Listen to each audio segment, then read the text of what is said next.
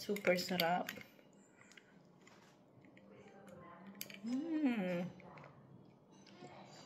Super sarap, super refreshing.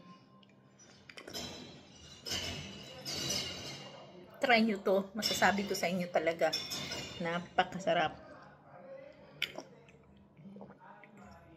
Natitikman nyo yung lasa ng minta, tapos yung cinnamon stick, tapos yung pressed pesca. Napakasarap. Dahil sa sobrang init ng panahon, kailangan natin gumawa ng something na makakapagpalamig sa atin, yung refreshing na maiinom. Kaya itong recipe ko ng fruit tea ay ituturo ko sa inyo. Una, ang ating mga ingredients ay ito. Tena, ang flavor ay pesca. Gagamit tayo ng 3 bags of tea. Yan, ganyan. 3 bags ka tea. Lalagyan din natin ng chia seeds, honeybee. Yung honeybee, konti rin lang na maglalagyan natin. Konti-konti lang na sugar na pula. Lalagyan din natin ng cinnamon stick. Tapos, meron din tayong menta. Tapos, lalagyan din natin ng talagang pressed na pesca. Una, magpapakulo tayo. Pakulo ako ng tubig, 1 litrong tubig, tapos nilagyan ko ng 3 bags of tea. Pesca tea. Ngayon naman, magbabalat tayo ng isang fresh na pesca. Ito, babalatan natin. Tapos, hihiwain lang natin ito ng parang mga cubes lang na ganito. Ayan.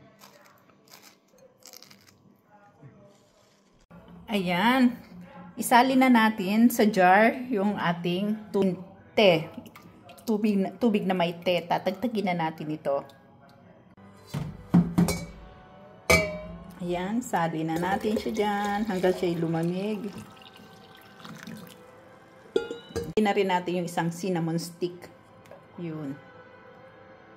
Ayan, lagyan natin siya ng sugar.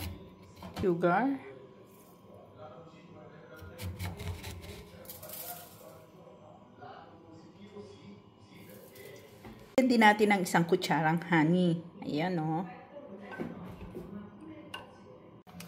Lagyan din natin siya ng chia seeds. Ito yung chia seeds. Ayan. Diba yung mga milk tea, diba may mga sagu-sagu yun, may mga buloba kung ano-ano. Pero dito sa aking fruit tea, ang ilagay nyo na lang ay chia seeds para maging healthy yung tea. At huwag na kayong bumili ng mga fruit tea. Pag natikman nyo itong klase ng fruit tea na to, hindi nyo nagugustuhin bumili pa ng mga fruit tea na may mga artificial flavor. Ito puro original flavor at healthy pa siya. Kaya ito na lang ang gawin nyo. Napakasarap. Sinasabi ko sa inyo, napakasarap. Pag ito'y natikman nyo, talagang hindi na kayo bibili ng mga fruit tea na puro artificial naman yung flavor. Ito napaka-healthy pa. Ngayon naman lalagyan natin ng mint leaves. Ayan. Yan na yung menta. Okay, sarap. Napakasarap nito. Grabe. Ito na yung ating fruit tea na super yummy. Worth it to try. Pag natikman nyo to, sinasabi ko sa inyo, hindi na kayo bibili ng mga fruit tea ng puro na mga flavor naman ay puro artificial.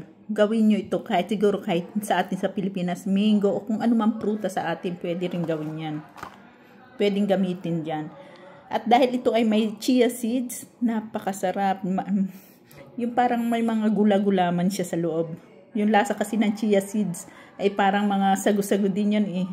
Yung mga pearl sa mga milkshake at sa mga fruit tea. Tikiman tayo.